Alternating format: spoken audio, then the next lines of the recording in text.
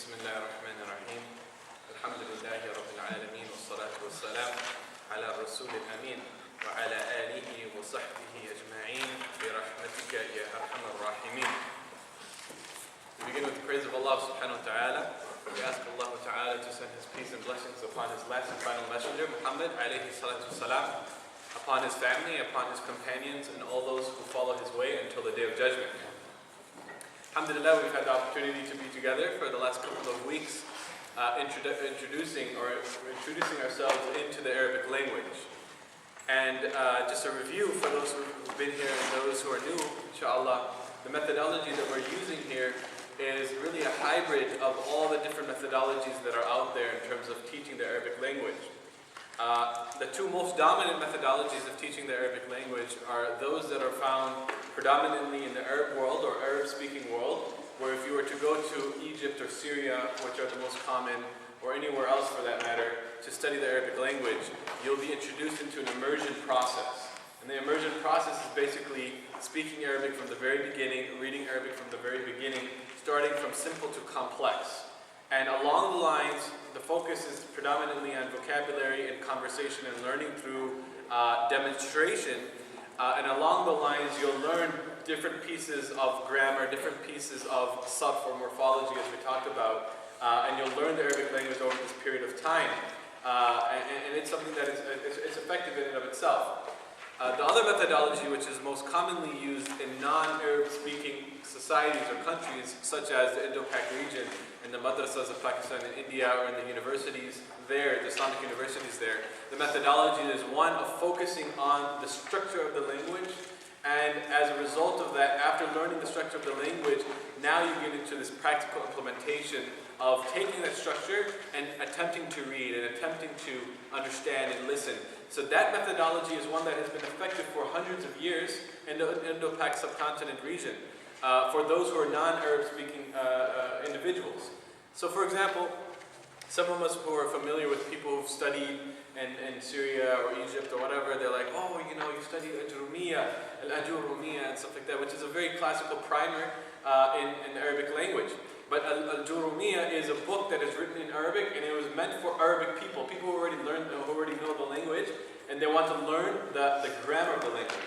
Just like us who are maybe English speaking or initially Urdu speaking, that we knew how to speak the language through this immersion process, right, as we grew up, but we learned how to speak the language, or we learned the workings of the language through our education system, learning grammar and learning these different things. So similarly, these books, these classical books that we see, are for people who already know the language and they want to go to the level of understanding the workings of the language. Now, both methodologies have their role in studying the language and in learning, but we have a different standard here in America because, number one, we're not living in an Arabic-speaking dominant society, so the immersion process will be very limited. So even if we were to spend, and secondly, the second reason why it's limited is because we're spending only 2 hours a week together, as opposed to 6 hours a week together, and spending an entire year together. So, you know, you're going to learn 2 hours of speaking or whatever demonstration, then you're going to go back to your English and your Urdu and your everything else, and you're not going to be able to practice the language. Whereas if you're living in an Arabic-speaking dominant society, you're going to practice it on a day-to-day basis, and that's the natural route. That's where you're really going to learn the language. Not through the class, but through the implementation outside of class. So for us, wishing to learn Arabic in a part-time basis in a non-Arab dominant speaking society, our focus should be basically more focused. We should have a smaller area to focus on. And and we all know, inshallah, that we're here to understand the book of Allah subhanahu wa ta'ala and ultimately the hadith of the Prophet alayhi salatu wasalam and the books of the ulama, and these are all subsequent things that will get to that point, inshallah ta'ala. So the way we can do that on a part-time basis is to take out necessarily the speaking and the engagement component and focusing on the reading and understanding component.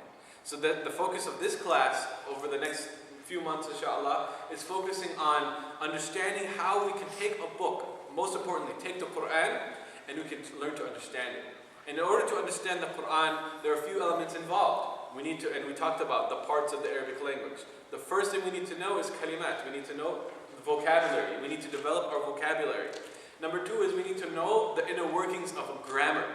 Because as we'll learn in the next couple of weeks, inshallah, that you can take a word and then you can translate it into English, but much of the meaning of that word is lost in English. There's many other subtle things that are learned in the language just by vowels. Just by the harakat changes the meaning of the word. And you need to know how that works. So grammar and sarf will teach us these things. And then ultimately balagha, which is taking these tools and turning it into eloquent speech, is another component of understanding the depth of the Quran. And by focusing on this, and then practicing that by going to the Quran itself, inshallah we will gain benefit from the Arabic language exponentially. And so that's the focus, inshallah, that we've embarked upon, inshallah, in this journey. So those of you who are new, inshallah, we pray that you gain some benefit, and may Allah subhanahu wa ta'ala increase us in our efforts and give us ikhlas, give us sincerity in our intentions, and give us strength in our studies, inshallah ta'ala. A quick review of what we covered last week, and I won't cover the week before. But last week, essentially, we talked about the parts of speech. And the parts of speech in the English language are 8. And we talked about what those 8 are, and that's chapter 1. And Arabic language, there's only 3 parts of speech. Does anyone know what those 3 parts of speech are? Ism, fi'l, and harf. MashaAllah. So ism, fi'l, and harf. And we gave a basic description of each of these things. Now today, inshallah, and moving forward, we are going to now discuss ism in more detail. Okay, so if you study the Arabic language, there are 3 major areas that you need to discuss in order to get meaningful speech. The first area is the area of single words.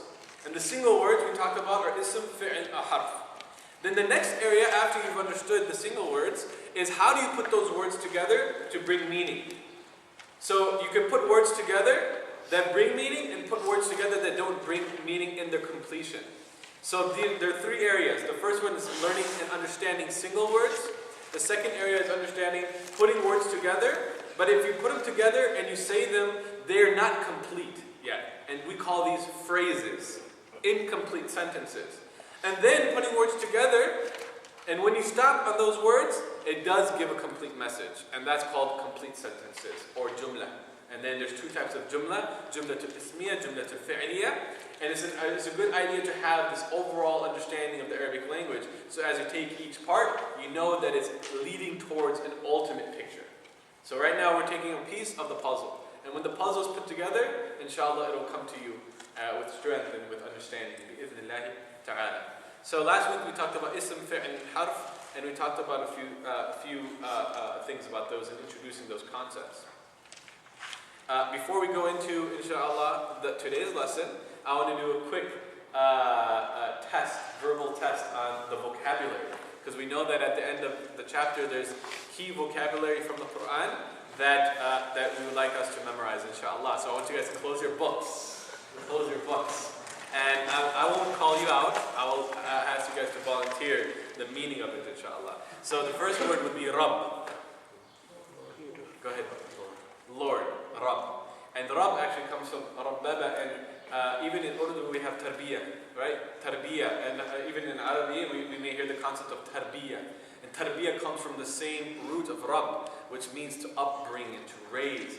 So we may have it translated as Lord, but there's a deeper meaning to it. What's the difference between Ilah and Rabb? And all these things now, as you're studying the language, you now start getting introduced to the concept of the science of Aqeedah, the science of Tawheed. The science, so you're learning these things as you're learning the language in and of themselves. The language is critical. That's why Imam Nawawi, rahimahullah, he said that as I studied Sharia, I studied along with Sarf, morphology. And he's been studying for, he was one of the great ulama of our time. So Imam Nawawi says that my entire life, as I'm studying all these Islamic sciences, hadith and tafsir and all these things, I was always continually studying the Arabic sciences. So this is a lifetime pursuit. Don't think that after this time you're done. It's a lifetime pursuit. And the more in depth you study the language, the more in depth you'll understand the Quran, hadith, and the books of tafsir, and the books of hadith, etc. Okay? So Rabb means that individual who raises you and provides you nourishment and gives you strength. This is what it means. Lord, what does that mean exactly? Lord means master, Lord means all these different things. So Rabb, Khabir, Khabir. What is Khabir? Well informed, mashallah. Khabir means well informed. Khabir comes from khabar. Khabar means to know or to have knowledge of, to be informed. So Khabir is someone who's really well informed. And we'll talk about that later, inshallah. Rahman. Rahman, merciful. Rahim, merciful. And there's a subtle difference between the two, and we're not going to talk about it now. And one of the chapters later, it's called derived nouns, al-mustaq. These are called derived nouns. How you take a verb and turn them into a bunch of nouns. We learned one last week, where you learned how to turn a verb into a noun. There are many different ways you can turn a verb into a noun, and these words right here are some of the examples. So Rahman and Rahim come from the same verb, which means Rahima. But they all translated most merciful, most gracious, etc. But to know the subtle differences of that pattern is a way you can understand the difference between Ar-Rahman and Rahim, which we say every single day in our surahs and our salah. Inshallah, we can talk about that in due time. Salam. Salamun. Salamun is peace. Sami'un. All hearing. Sami'un. Where does it come from? It comes from Sami'a. Sami'a means to hear. Sami'un is an intrinsic quality and that you have the ability to hear at the highest level. Sami'un. That's why when Allah is Sami'un Alim, Allah subhanahu wa ta'ala, or Sami' Khabir, Allah ta'ala is the one who has this intrinsic quality to be able to hear everything. Shakur. Shakur is grateful or thankful. And Aziz. Go ahead. Mighty. So Aziz comes from Izzat or Izzah, right? This is to have might and power. So Aziz is someone who has might and power. And Awwal. Al-Awwal wal-Akhir. The first and the last. So when Allah Ta'ala is Al-Awwal wal-Akhir, no one else. Allah was there in the beginning, Allah will be there in the end when everything else will perish. Al-Awwal wal-Akhir. Aminun. Amin. Trustworthy, mashallah. What verb do you think it comes from? Kind of playing around with the thought process. Amana, right? Or Amina. Amina means to be secure. So when you're Aminun, you're someone who people can be secure with you. Amin. So trustworthy comes from that concept of security. Basir. Basir. To see. Basara. Basara means to see. And it's not just to see, to have insight. So Basir is not only see, but see it like even deeper than that. Because you have Nadara to see. But Basir, so if someone has Basir or someone has Basara, right? They have the ability to see and have in-depthly and comprehend. So Basir has all of these connotations involved in it. But I'm only asking you guys to memorize the simple translation, and you'll learn these things. If you understand the connotation, it'll be beneficial. Bi-idhnillahi ta'ala. Ba'id. Ba'id is far. What's the opposite of ba'id? It's not here, but it's good to know opposites when you learn Quranic. Qareeb. So qareeb and ba'id. Qareeb means near, ba'id means far. And then tawwab. Tawwab. Very forgiving. Okay, it says forgiving, but very forgiving. Tawwab comes from tawbah, right? Or taba yatub. So tawbah means to forgive. Tawwab is someone who always forgives, repeatedly and at the highest level. So when Allah is at Tawwab ar-Rahim, He is the one who constantly forgives at the highest level, more than anyone else. I'm sorry? Exactly. And so you making these connections is going to be helpful. Words that we commonly hear, making these connections will be helpful, inshallah. And the last but not least is Hafiz. Hafiz means protector. But again, it comes from that pattern, which means it's an intrinsic quality of being able to protect. Hafiz. Tayyib, inshallah. So today, bismillah, we're going to talk about al-ism. So when you study al-ism, which is generically translated as noun, but we all know it includes nouns, pronouns, adjectives, and adverbs, right? Nouns, pronouns, adjectives, and adverbs, as we discussed last week. But al-ism is a word that has three major signs and also four major signs that we discussed, but three major signs I'd like you to know. What are the three major signs of al-ism? Tanween, alif lam in the front, and what's the last one? Ta marbuta. And what's the significance of ta marbuta? It makes a word into feminine tense or feminine. Okay. And we'll talk about those things are all part of this discussion today. So today, al-ism, when you study al-ism, you need to study 4 major areas. The first major area is called al-ma'arifa. And in fact, we literally studied it last week. As a sign of ism is ma'arifa.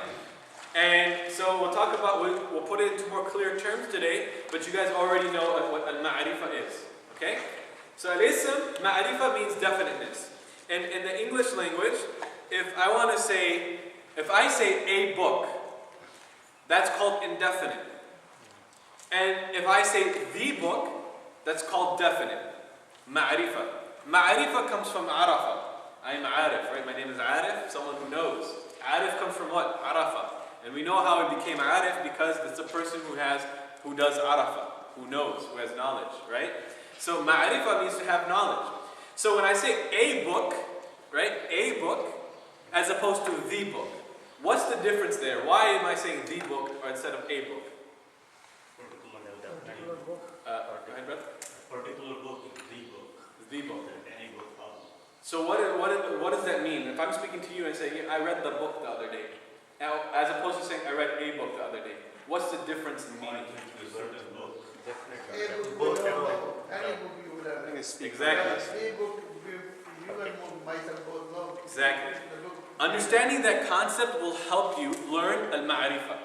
Because when I'm speaking to you, when something is ma'arifa, it's known, that means it's known to both the speaker and the one who's being spoken to. That makes it ma'arifa. That's why in English we can say, I read the book. When I say I read the book, I'm thinking that you know which book I'm talking about. Right? That makes sense. But if I say I read a book, it could be any book. And what's going to be your question? Oh, which book did you read?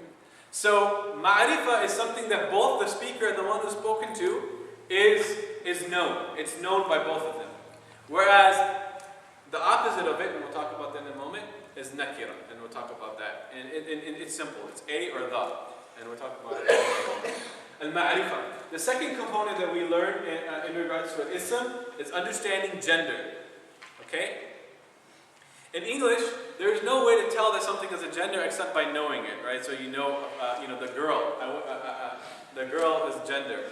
Or, a book. There's book, there's no gender to it because it's an inanimate object, right? But in Arabic, every single word is either masculine or feminine. And you need to know how to identify those things. Why? Because when you study how to put those words together, knowing whether it is masculine or feminine will help. Knowing whether it's definite or indefinite will help. And you'll understand that in just a moment, inshallah. Why are we studying that? And I'll explain at the end of the class. So al-ma'arifa, you need to know whether it's definite or indefinite. Jins, you need to know whether it's male or female. Then al-adad. And al-adad means plurality. So knowing whether it's single or plural. But guess what? In the Arabic language, there's also a dual. That's how specific the Arabic language is. When you say something is dual, not only do you know it's dual, you know it's 2 things. I say kitabani. Kitaban, that adding the alif and nun at the end, makes it 2 books. Right? If I say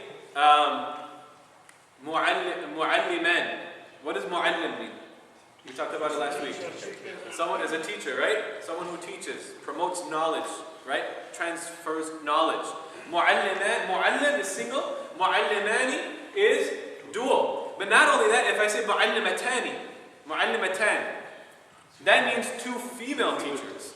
That's how specific the Arabic language is. And that's powerful because when you study the Arabic, when you read the Quran, there are times when Allah subhanahu wa ta'ala, He's speaking to you all, He's speaking to all of you, when He says kum, alaykum. Alaykum, when I say assalamu alaykum, that means salam upon all of you. That's plural. But if I say salam alayk, that means you only.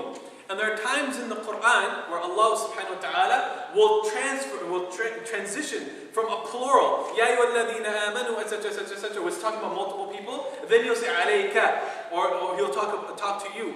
So for example, in Surah Al-Infitar, when Allah subhanahu wa ta'ala says, Ya ayyuhal insanu ma gharraka bi rabbika al-karim.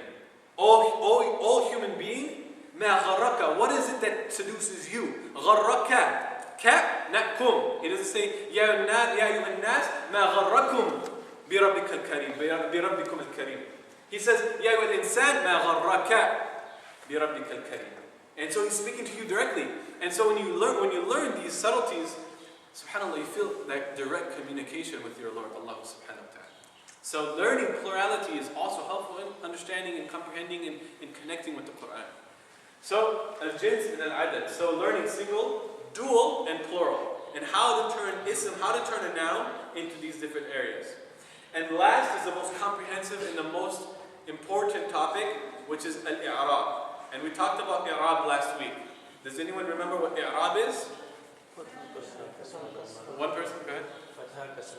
Yeah, so knowing why, it's the endings of an ism. Whether it's a fatha, kasra, or dhamma, which is having the fatha on top, or the kasra below, or the dhamma, the waw-looking thing above. Why do you have that ending? There's a reason why.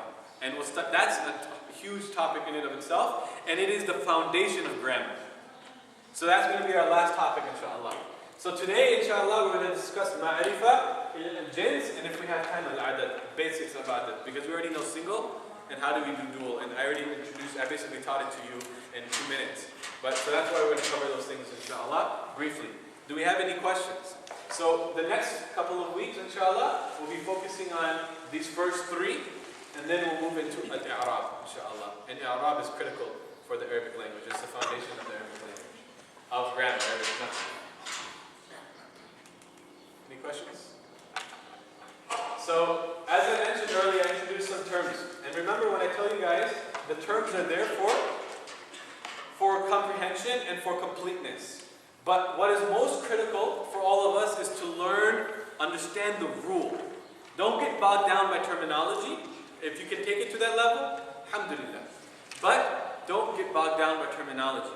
Understand the concept. And that's critical, inshallah. So if you talk about al-ma'rifah or you talk about definiteness, an ism has only 2 possibilities. Either it's definite or it's indefinite. And in the English language, as I said earlier, an example of al-nakira, which means indefinite. So you have indefinite,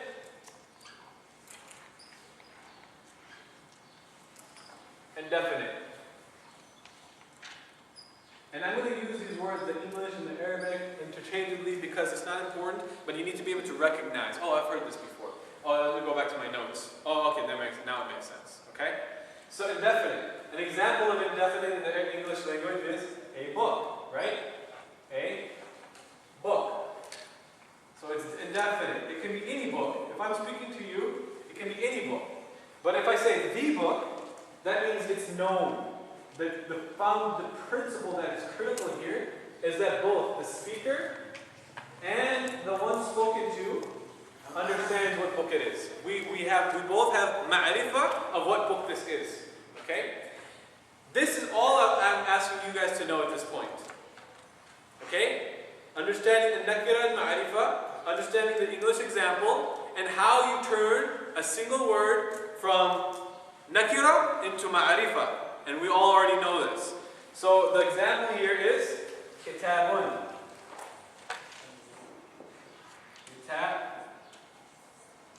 Kitabun. The sign of nakira is what? Tanween. Alright, you guys remember this from last week? Tanween is also a sign of ism. Because we know an ism can either be nakira or ma'rifah. It needs to be either or. That's why knowing this or this, how do you turn it into ma'rifah? Al-kitab.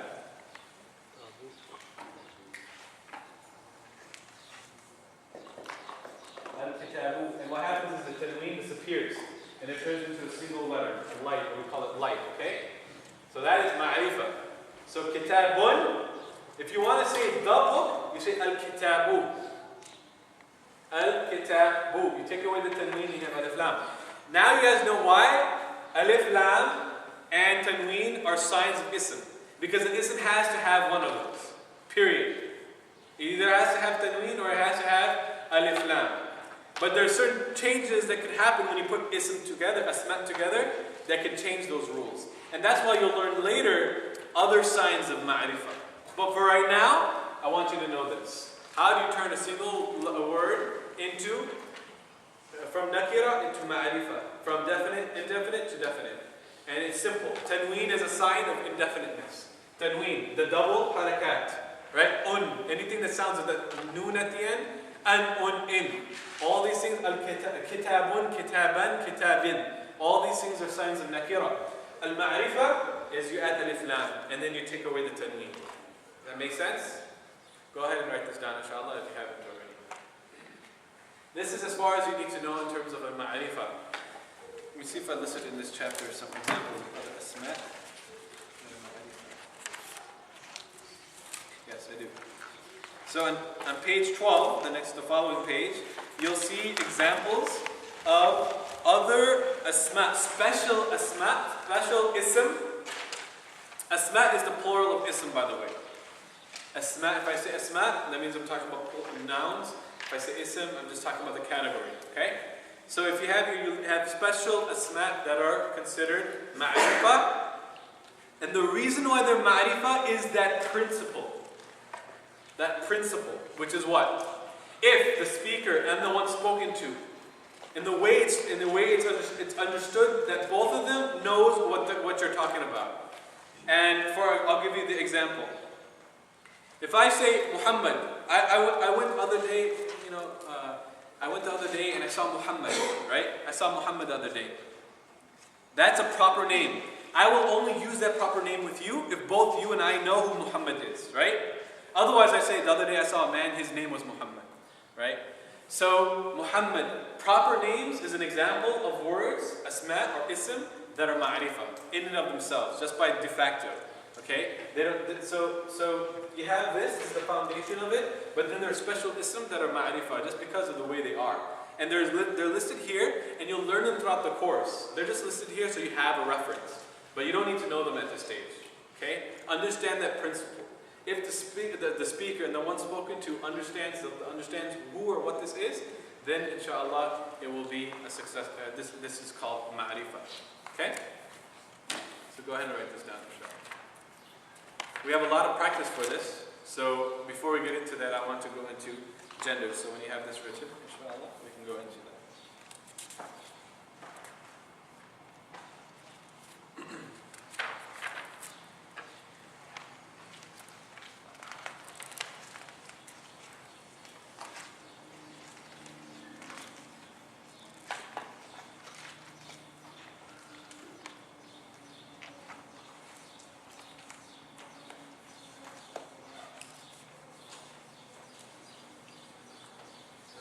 Down.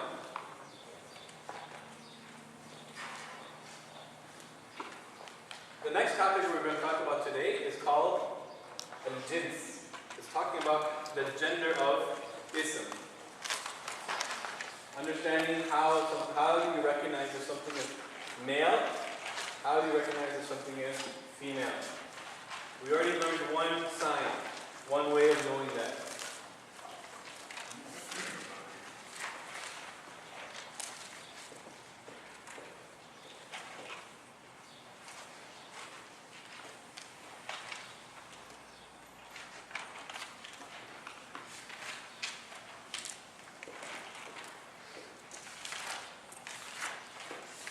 The first one is al-mudhakkar, the other one is al-mu'annath. Al-mu'annath.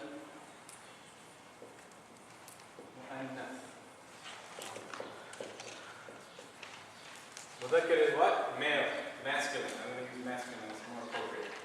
Masculine. Mu'annath is feminine.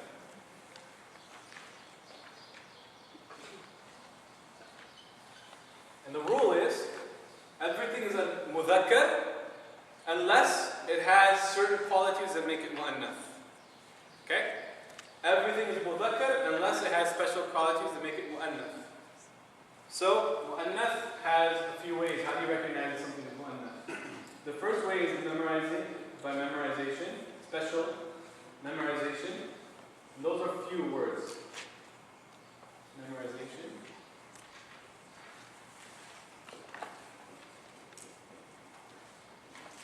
And the other way is signs. Signs. These are the ones that are important because that's going to be the majority. There are a few special words that don't have these signs, but they're mu'annath because the Arab people made them mu'annath. We don't know why. You just got to memorize them. And they're actually listed here. Numbers 2, 3, and 4 on page 19 and 20. I'm not going to list them on the board. You have them there as a reference. If you make mistakes with those, it's okay. They're going to come with practice, and they're going to come, inshallah, with learning. But there are a few categories of things. Okay, so I'm going to go over those categories, and they're in the book, in the page, in the chapter, page 29, on page 19. The first category is parts of the body that come in pairs. Eyes, ears, tongue? No. Hands, arms, legs, feet, all of these things come in pairs. They're designated mu'annath. Okay?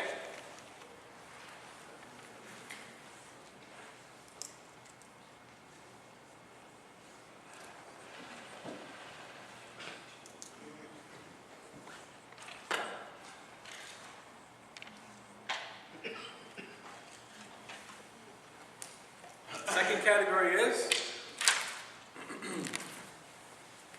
common names given for fire. So an-nar and Jahannam. These are two important ones because we see them repeated throughout the Quran. Nar and Jahannam are going to be words that will be mu'annath. So when they're used in the sentence, they take on the feminine form. An-nar, al-Jahannam. So words describing fire.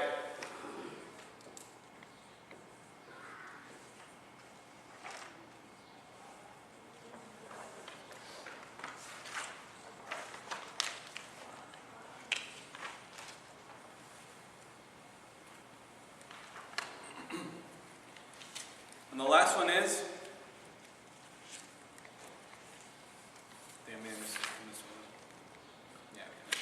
so the last one are words that you just have to memorize through experience. And there's a bunch of them listed there. The two most important ones are ard and sama. So ard, shams, and sama. So whenever you see ard, what's the meaning of ard? خلق الأرض وجعل في الأرض. Ard means earth, ground. Sama, the opposite of ground is sama, the heavens, the sky. And then ash-shams. Ash-shams is also described as something that is mu'annath. So you just have to memorize them. Okay, and they'll come in experience. And those are a few examples. Earth, sun,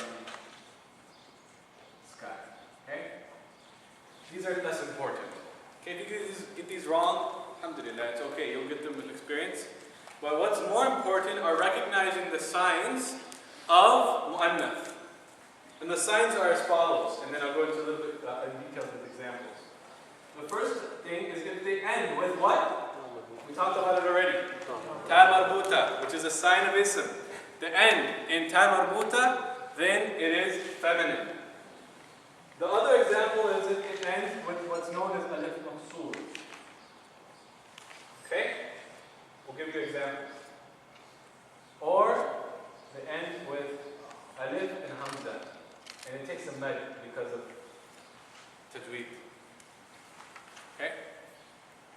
So these are the three signs. If you see these at the end of a word, that means that word is feminine. Okay?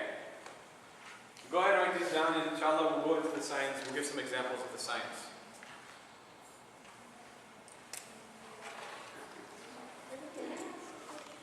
Sure.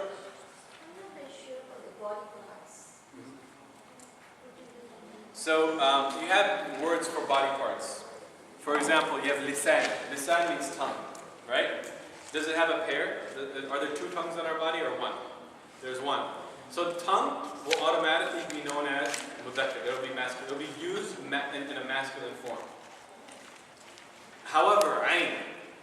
Ayn is, we have two eyes. Ayn. Whenever you see ayn, even by itself, it'll take on a feminine form.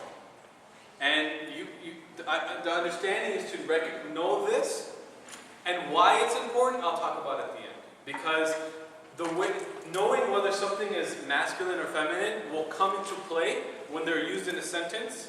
when they're used with verbs, when they're put together in phrases. It's important, inshallah. So I'll give you examples why it's important, okay? So these are the signs.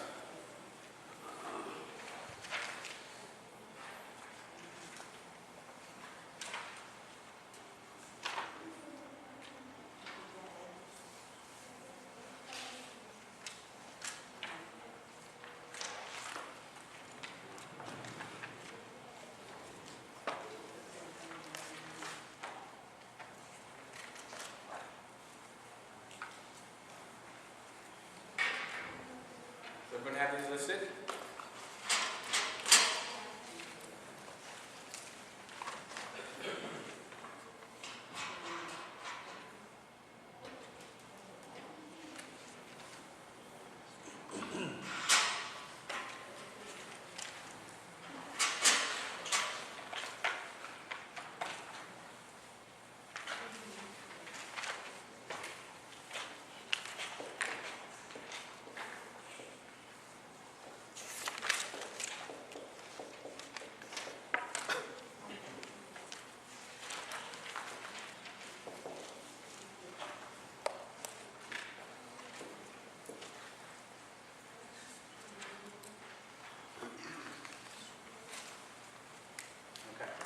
The first sign is obvious. We've studied this before. So if someone who has knowledge is an alim, right? Alim, alimun. You ask yourself, remember I told you everything is mudhakkar unless you've memorized it as mu'annath or it has the signs of mu'annath. So you ask yourself, does this have the three signs of mu'annath? Does it have ta marbuta, does it have alif masur, or does it have alif and hamza at the end? No. So how do you turn it into mu'annath? There are certain words have a masculine or feminine form. Okay? So the masculine form is alim. What's the feminine form? Alima. Right? The female scholar, or the female who has knowledge. Alima. So this, right? So alima, adding the ta marbuta at the end. The ta marbuta is the thing that looks like this. And if you stop at it, you don't pronounce it. It becomes like a hamza, or it becomes like a ha, right? So if it's at the end of a sentence, you don't say alimatun or alimat. You say alimah. It ends it with hamza in the Quran, as we all know. Then, you have examples of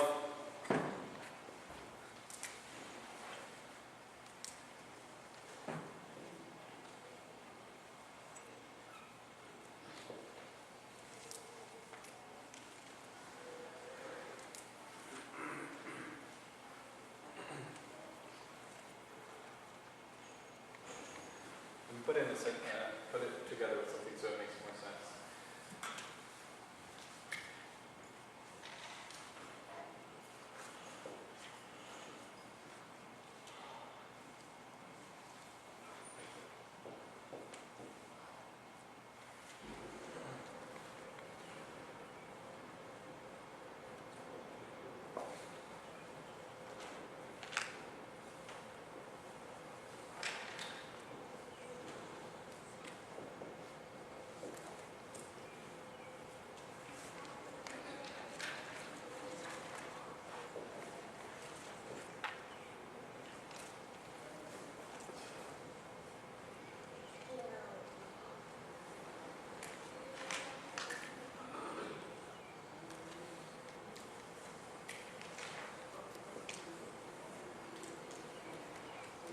Okay, here are two examples. Huwa means he. I'm going to read the translation. Then hidden in here is the word is. Akhi is what? My brother. This ya means mine. Brother. And then al-kubr, al-akbar. When you say Allahu Akbar, Allah is the biggest, the greatest. But when it's used outside the name of Allah Ta'ala, it is a description of, it's called ism tafdeel, meaning how do you make comparisons between two things? So you want to say he's my big brother, you say huwa akhi al-akbar, my big brother. Al-akbar means the biggest, okay? So, the biggest. I'm going to translate it here exactly how it is. But when you translate it in English, it means he is my brother, the biggest. So he's the eldest brother. Okay? Huwa akhi al-akbar. Okay? Does that make sense to everyone? How? Go ahead. I'm sorry? That's just that's how you transcribe it. I can do it this way, but this is how you want to write it over. That's how it is. It's correct to write both ways. I'm sorry? It's correct to write both ways. Who with alif and without alif. This is the more correct way, but you can do it without two as well, inshallah. It doesn't change the meaning. Huwa akhi al-akbar. Al-akbar means he's the biggest brother, right? My brother, the biggest. Hiya means she. So it's the female version of he. So it means she. I'm putting these as examples. You don't need to know these parts. Just need to know this part, okay? Ukhti means my sister.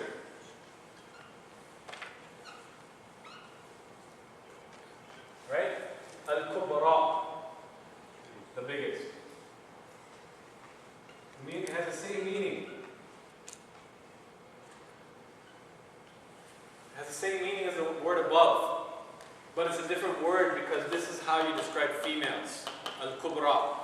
And so anytime you see this alif maqsoor at the end, you know it's describing a female or it's a feminine word. Okay? Does that make sense? So if you look at the book, there's examples here.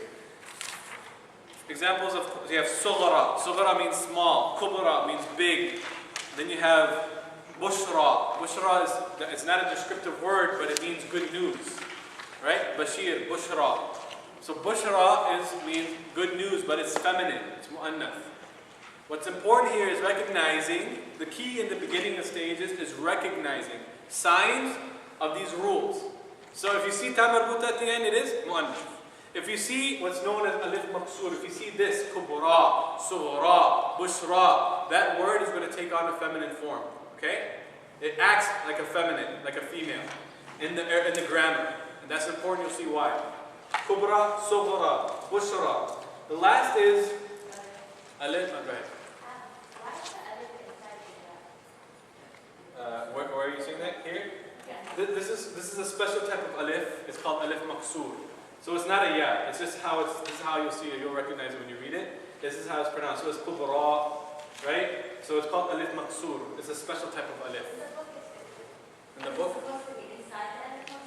Yeah, it's hard to do that in the book.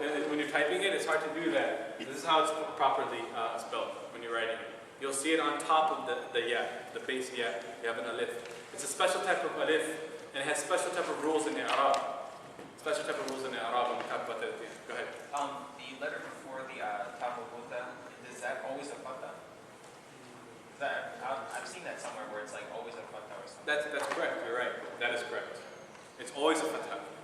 So whenever you turn a word from alimun, it becomes alimatun. That's a good point, mashallah. The letter before the ta marbuta will always take a fatha. It's an excellent point. Does this make sense to everyone? The point here is recognizing the ending of a word and recognizing whether it is mu'annath or not. So you have alif maqsoor, you have ta marbuta. These both mean that it is feminine. The last word is, what is it called? It is sauda, for example. Sauda, these are usually like colors. Bayda. So you have abyad.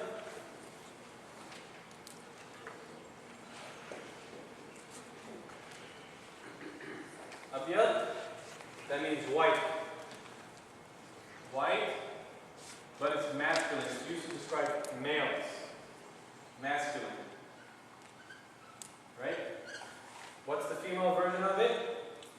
Bayda. Bayda.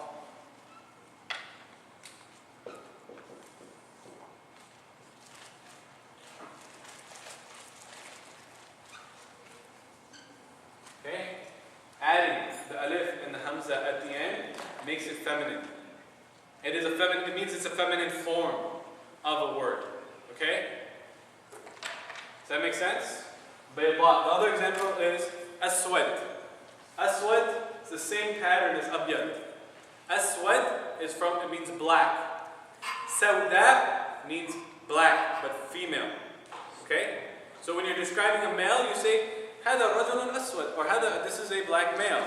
Or if you're saying this is a black female, هذا بنت, or هذا بنت سوداء, this is a female daughter, a black female. So I can go for anything. هذا كتاب أسود. But then when a word, like السماء سوداء اليوم, right? The sky is black today. As opposed to saying السماء بيضاء اليوم. The sky is white today. You see, there's a reason why we're learning these things, and you'll get examples in a moment, inshallah. Okay? So anytime you see these three things at the end of a word, it indicates that it is female, that it is a feminine word.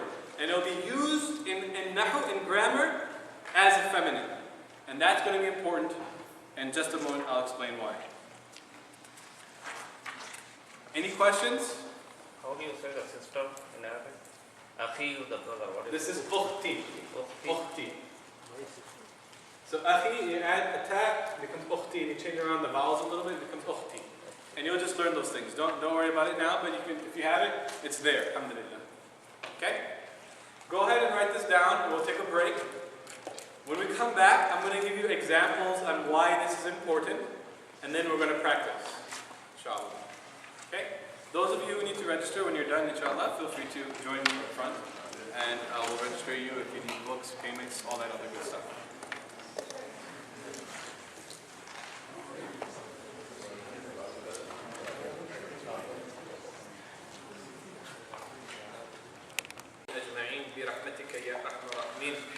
We begin with the praise of Allah Ta'ala. We ask Allah to send His peace and blessings upon His last and final messenger, Muhammad alayhi salatu wasalam. So, to this point, we essentially talked about the signs of what makes something mu'annath. How do you recognize something as being mu'annath? That's probably a better way of saying it. How do you recognize something as being mu'annath, or feminine, as opposed to being masculine? And so the rule is, everything is masculine unless there is a sign that indicates that it is feminine. Okay? Everything is masculine unless there is a sign that indicates that it is feminine, or it's one of those words, those special groupings of words that you'll learn with experience. It's important to note, however, just like with anything as we study, there may be exceptions to the rule. So there may be words that have these signs of femininity, but are actually, in the Arabic language, they work as masculine. But don't worry about that. If that comes about, you'll learn it, inshallah. Okay? It's not something you can memorize. It's just something you experience. But it doesn't really, it's not going to be critical to your knowledge, inshallah. So it's important to recognize these things. Why? There's a few reasons. In the Arabic grammar, when you put words together, there are certain grammatical rules that are involved. For example, this first example above is an example of a phrase that when you put two words together, when you want to describe something. So if I want to say the black book, if I want to say the sturdy desk, if I want to say the beautiful child, the beautiful son, or the beautiful daughter, there's way you had to use this description that you use has to be in a particular form, right? And that's going to be something that you'll study later. There's a few chapters away, just a few chapters away, inshallah. And those are the two most important phrases that we can learn, or the three most important phrases we can learn. Number one is descriptive phrases, meaning it's called murakab tawsifi, which is putting two words together to describe something. So how do you describe an ism? So that's the first compound, the first phrase that's very important. The second phrase that's very important, that's like you're going to see on every single page of the Quran, is how do you describe possession of something? How do you say his book, or how do you say the book of Muhammad? How do you say the book of Allah? Kitabullah, right? There's special rules to that compound, putting those words together. Kitabullah. And we actually experienced it in Surah Al-Fatiha, and I said, patience, right? You'll learn it in time, inshallah. The third important thing is called the prepositional phrases, or jar majroor. So I went to the masjid, ila al-masjid, I'm in the masjid, fil masjid, I'm on the desk.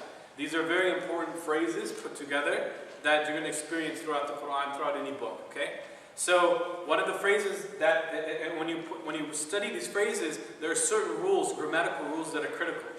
So in this example, this is an example of a descriptive phrase, okay? Descriptive. So I'm describing an ism, okay?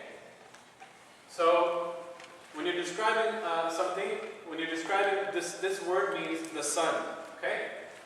Like my son Muhammad. Okay, the sun. Okay, I want to describe this sun, and I want to say that this sun is beautiful. MashaAllah, your son is beautiful, right? Your daughter is beautiful, or handsome, or they look nice, right? So you say al-waladul jameel, the beautiful son. So this word means beautiful right here. Beautiful. Right? Jameel. There are certain rules that you need to use when you want to describe a beautiful sun. There are 4 major areas these things need to match, and you guys can already see it. What are they matching? What are some of the things that are common between these 2 words? What was it? Alif lam is in both of them. What else? Dhamma in the end. There's a dhamma in the end. There's no tanween. What else? Those are 2 rules you already saw. What else? They have to have the same femininity. They need to same gender. I'm sorry. Okay. So actually, what these 2 words need to match. Remember in the beginning of the class, there are 4 major things you need to learn about ism. You need to learn definite or indefinite. You need to learn masculine or feminine. You need to learn plurality. And you need to learn i'rab. All 4 of those things need to match for something to be a descriptive word. That's why we're learning. Does that make sense? So we're learning those things so that when we start to put words together, now you know how to put words together. And in order to know how to describe this, you need to know that it's definite. You need to know that it has a dhamma at the end, which is the i'rab. You need to know that this is masculine. You need to know that this is single. You need to know that in order to describe it. So on this side, we're talking now about a daughter. So de facto, this doesn't have a sign of femininity, but we know it's feminine because it's a female thing, okay? It's a female creature. So that's another rule that you don't need to learn it, it just makes sense. So bint is a daughter, right? So if you know the meaning of a word, you know that it's female, right? So for example, Aisha, male or female? Aisha is a female name, so you know she's going to be described with feminine terminology. So in order to describe this, you need to have, what are the commonalities? Alif lam, right? The definiteness is the matching. The ending, dhamma. The i'rab is matching. This is a single word, this is a single word. The plurality is matching. And last but not least, this is a female person. This is a daughter, right? Therefore, you will describe her with female terminology. Does that make sense? So you say, all you do is you turn the jameel into jamila. You add the tamabuta at the end. So you've already learned or adjectival phrases in 5 seconds, but we'll talk about them with examples later in the future, inshallah. Another reason why it's important to know masculine and feminine and all these different things, single, plural, plural, masculine, female, is when you study verbs and verbal sentences. So al-alim, we know what alim means. What does alim mean? It means someone who has knowledge, right? The knowledgeable man.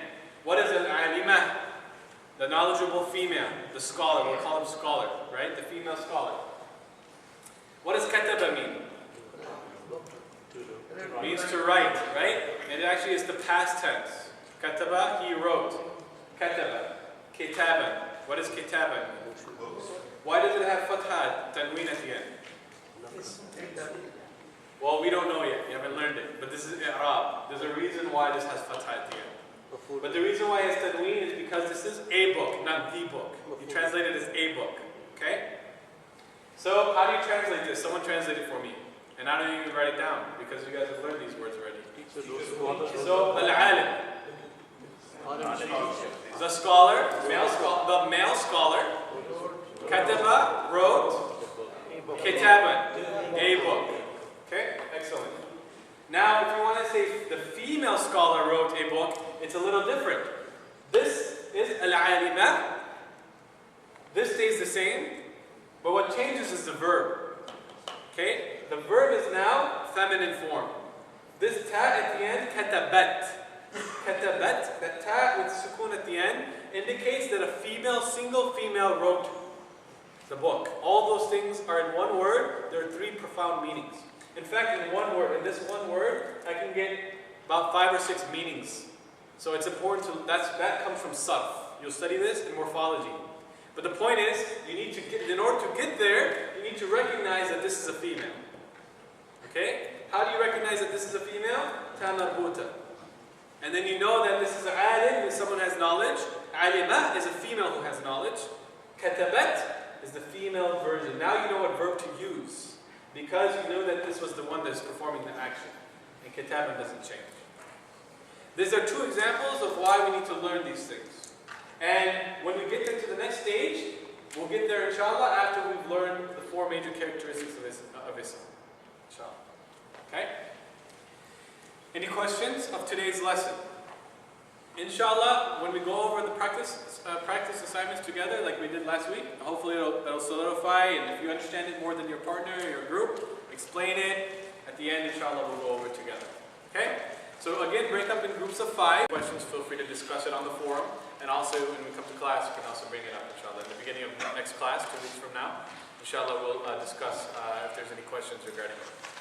A few things I wanted to mention, though most of us didn't get the chance to get to chapter 3's assignments, but I wanted to kind of make this as a clarification that, I gave you the example of alim, and then you can turn alim into a feminine form by adding the ta marbuta, alima. This is only applicable for words used for human beings, for when you're describing human beings. So alim is a human male scholar, and alima is a female scholar, so describing a human being. But for inanimate objects, for example, a saqaf means roof.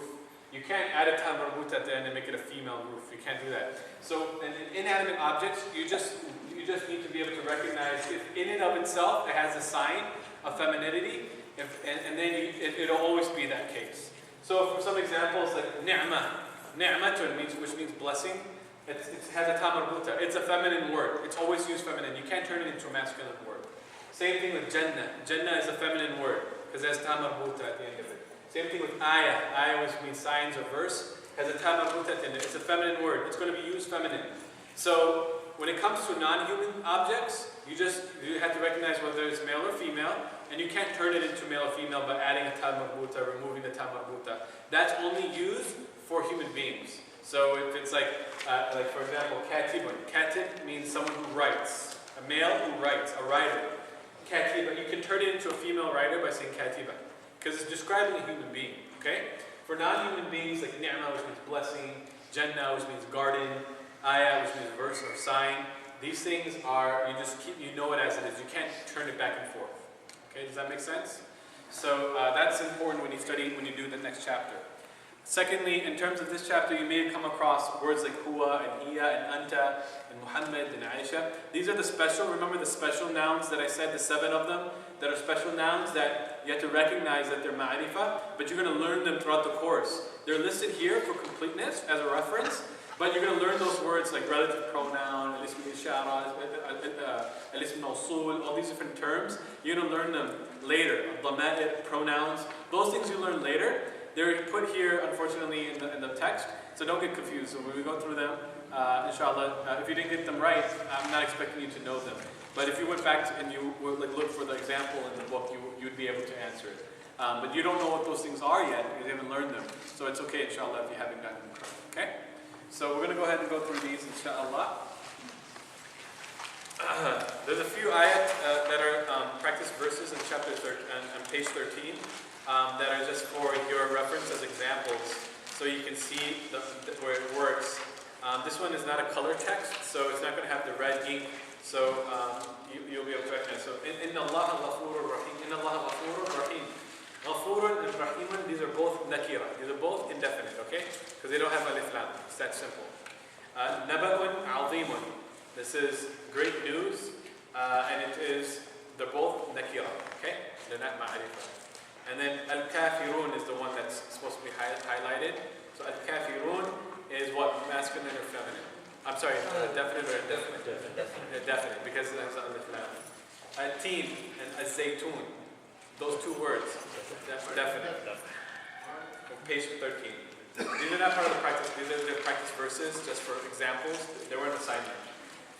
And then al-nabu al-alim, we had that, and al-teen wa zaytun. And then ad-dar al-akhirah khayrun. Ad-dar and al-akhirah, these are definite or indefinite? Definite. And then khayrun is indefinite. Okay? So that's just practice for you to see, inshallah. And then you have your Quranic vocabulary, which you'll, inshallah, list and memorize and review throughout the week, inshallah. So the exercises, I'm just going to give the example and then you guys call it out. If you don't know why it was that particular answer, then we'll discuss it, okay?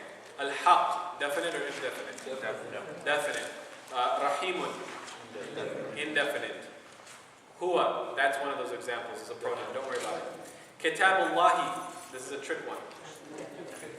This is actually definite, and the reason is, it's mentioned earlier in the chapter, and one of the special things, it's part of the possessive phrase. It's part of when you say the book of Allah, there's a special compound or phrase put together, so there's special rules involved in it.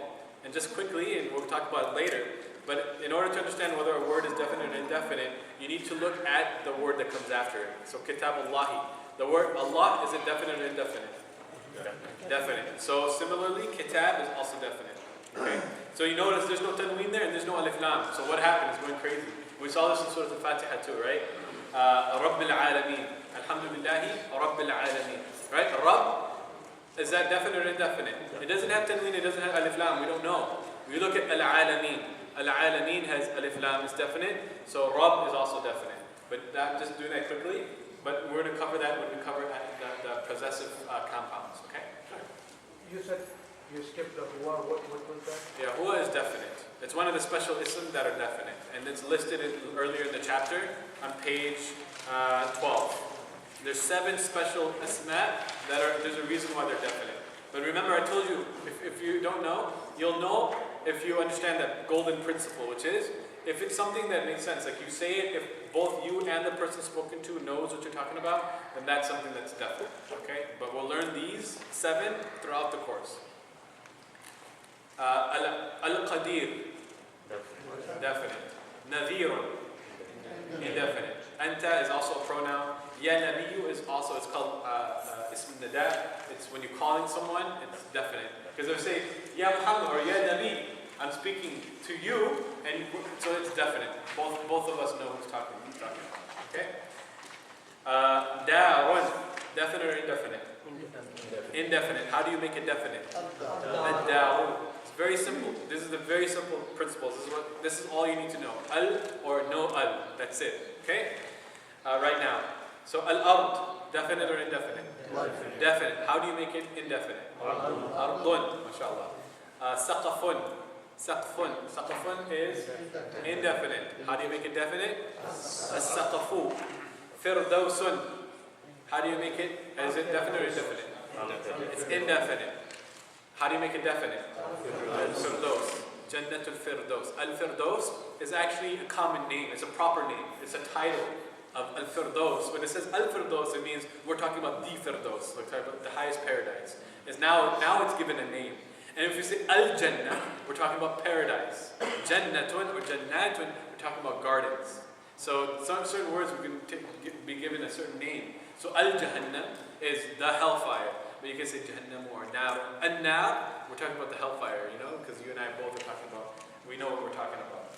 So An-Nafi'u. It is definite or indefinite? Definite. How do you make it indefinite? Nafi'un. Alhamdulillah. And these words, I'm giving you the definition here. If you want to add it to your pile of vocabulary, alhamdulillah. But you're not going to be, what you really need to know are the vocabulary listed, especially as Quranic vocabulary. But these are also extra there for you, inshallah. Rasulun. Indefinite. How do you make it definite? Ar-Rasulu. Alhamdulillah. Rahimun. Indefinite. Ar-Rahimu. Okay, you guys are getting the picture, so I'm going to go a little bit quicker. Al-Baytu. Definite. Baytun. Al-Jidaru. Definite. Jidarun. Now. Indefinite. An-Naru. سماء السماء ما شاء الله قرآن القرآن الفضل فضل حمد الحمد رب الرب العالمين. Now this is something that is plural and it's confusing, but it's simple. It's العالمين is definite. Don't worry about its nakira. Okay. مالك المالك يوم اليوم شر الشر الضالين, same thing as above. This shouldn't be here. Na is also it's a pronoun. Muhammadun, you can't. It's a proper name. It's a proper name, so it's definite. You can't turn it into indefinite, right? Someone's name. Huwa, don't worry about it. Innaka lamin al-mursalin. Al-mursalin. Al-mursalin is not the one that's highlighted. So it's actually innaka. Don't worry about it. On the innaka lamin al-mursalin, if you take the innaka out, the lamin al-mursalin becomes indefinite, right? I'm sorry, what was that? How do you convert the innaka lamin al-mursalin to indefinite? Well, it's actually what's supposed to be highlighted, underlined here is the ka, innaka, right? And innaka is because if you look at the translation, indeed you, that's highlighted to give you a hint of what's being highlighted. So that one's a mistake. So don't worry about that. That's a poor exercise. Okay. So don't worry about it. It's definite because it's a pronoun. Okay. Same thing. Nahnu, pronoun. Same thing. Alladina, same thing. Rahmatullahi, rahmatullahi. That's not supposed to be a ta, that's supposed to be ta marbuta. So if you want to write it, ta marbuta, it's not supposed to be a heavy ta, it's supposed to be that light ta. So it's supposed to be spelled with like this.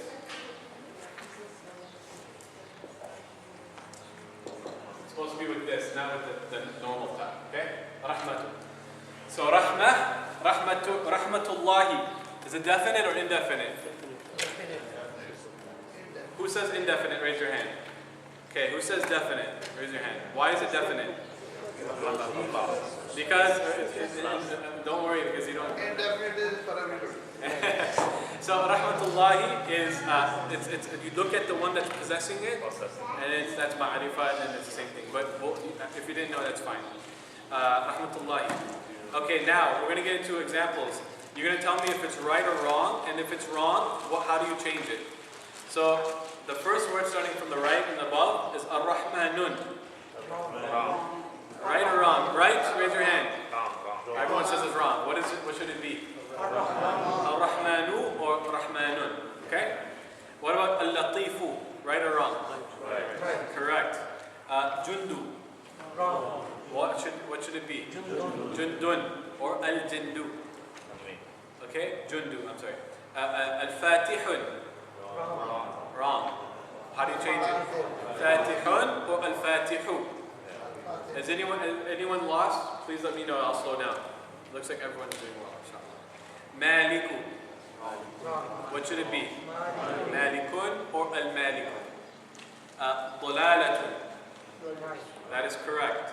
Al-Babun. Wrong. It should be Babun or al-Babu. Al-Karimun. Should be Karimun or Al-Karimu.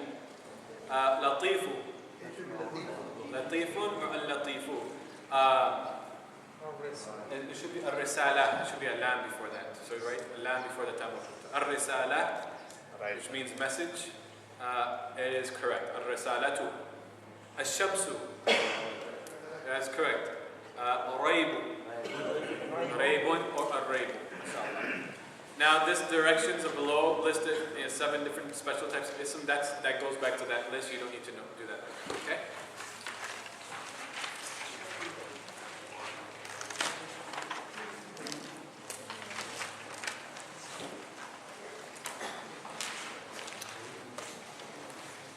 I had a question. Go ahead. So, on page 16, the he, you, we, those, so those you said you cannot turn those into indefinite? That's correct, because those are special isms that are definite, always. Always definite. Because it's a pronoun. Okay. So if I say, he went to the masjid, if I spoke to you, he went to the masjid, you both, I can't use he unless both you and I know who we're talking about. So that principle is involved. He, she, they, we, I. All these things means both I and you, the one I'm speaking to, know what I'm talking about. And as a result of that, by that principle, it's ma'rifah, it's definite. Okay? If in the conversation he doesn't know, that's when he knows definitely. Exactly. But you can't use those words in a conversation unless both of you Because know. yeah, this person's assuming the person knows, so you're making it definite. From your statement. He Exactly. doesn't know, like, hey, this Yeah, guy who's he? Who's she? Like, who's she? Oh, you don't know? Okay. So that's definite, okay? So let's quickly go over the two surahs, which is Surah Al-Kafirun and Surah Lahab. And what we're going to do is go from the beginning of what we always do. We find out is it ism, fi'l, harf. Then if it's ism, we're going to go, is it definite or indefinite, okay? Qul, ism, fi'l, or harf. So the first question you ask yourself, is it ism? No, there's no signs of ism there. There's no alif lam, there's no tanween, and there's no ta marbuta. It's not ism, don't worry about it. Next letter, ya, or next word, ya. Ism, fi'l, harf. Is it ism? It's not ism, don't worry about it. Ayyuha. Ayyuha, it's not ism, okay? It's a special word, a special harf. Al-kafirun, ism, fi'l, harf. It is ism. How do you know it's ism? Alif lam, excellent. Is it definite or indefinite? Definite, mashallah. La, ism, fi'l, harf. La, it's not ism. I'm just going to ask you, is it ism or not, okay? A'budu, is it ism? No. Ma, is it ism? No, it's a special type, it's ism al-ishara, but don't worry about it. That's a special thing that you'll learn later. Ta'budun, ta'budun. Ta'budun, ism? No. Wala, both those are two words. Wa, ism? La, ism? Antum, ism? It is, but it's a damir, so don't worry about it. Okay? Abidun, ism? No. It's actually ism, yes. Abidun is ism, and the reason why you don't know it's ism is because it's a plural. Okay? So there's a rule. Should be abidun, inshallah. Ma a'budu. Ma, it is special ism, don't worry about it. A'budu, verb. Wala, ana. Ana is a pronoun. Abidun, ism? How do you know it's ism? Tanween. Is it definite or indefinite? Okay. I'm going to stop there, inshallah, because we have people who are going to come into the next class is coming, inshallah. I want you guys to complete that throughout this lesson. Complete assignment, the ending of chapter 3, and do the verses. And really the verses is for this session is find out if it's ism. If it is ism, then answer is it definite or indefinite, is it male or female, inshallah. Okay? I'll send you the answers, inshallah, next week. I'll send you throughout the week to work on. Use it as a reference after you've completed it. If you have questions, feel free to email us, inshallah, and then we'll talk, inshallah, in 2 weeks we'll have our next class. July 8th. Jazakumullah. Assalamu alaikum wa rahmatullahi wa barakatuh.